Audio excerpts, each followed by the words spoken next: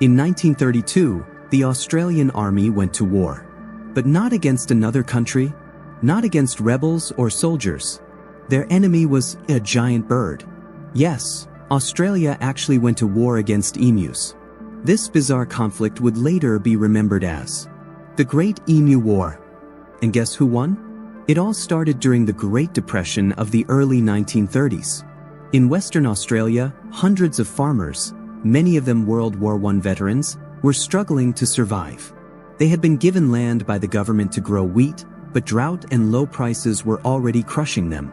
And then came the emus. Thousands of these massive, flightless birds migrated from the dry inland toward the coast, right through the farmers' fields. Emus are about 6 feet tall, incredibly fast, and travel in large groups. They trampled fences, destroyed crops, and ate tons of wheat. The desperate farmers begged the government for help.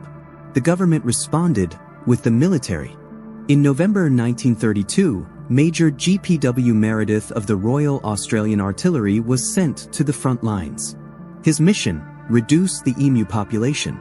He brought 2 soldiers, a truck, and 2 Lewis machine guns, the same kind used in World War I. The Great Emu War had officially begun. On the first day, the soldiers spotted around 1,000 emus. They set up their guns and opened fire, but the birds scattered instantly. The guns jammed, bullets missed, and the emus vanished into the scrub. These birds weren't dumb. They moved in small groups, followed leaders, and used the terrain to their advantage, almost like guerrilla fighters. Major Meredith later wrote, "If we had a military division with the same capability as these birds, it would face any army in the world."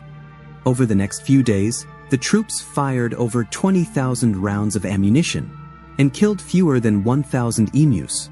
They even tried mounting the guns on trucks, but the bumpy ground made aiming impossible. The emus simply outran them. The soldiers were exhausted. The birds? Untouched. On December 9, 1932, the government finally called off the operation. In the end, the war was a complete embarrassment. Newspapers across Australia mocked the military, calling it the Great Emu Defeat. Eventually, the government resorted to more practical solutions, helping farmers build better fences and authorizing hunting bounties. But the emus had already won a place in history. To this day, the Great Emu War remains one of the strangest and funniest military campaigns ever recorded. A true reminder that sometimes nature wins. Humanity built machine guns. Nature built legs. And in this war, legs won. Bird collision. So the next time you underestimate nature, remember, Australia once lost a war to birds. What do you think? Could humans ever truly win against nature?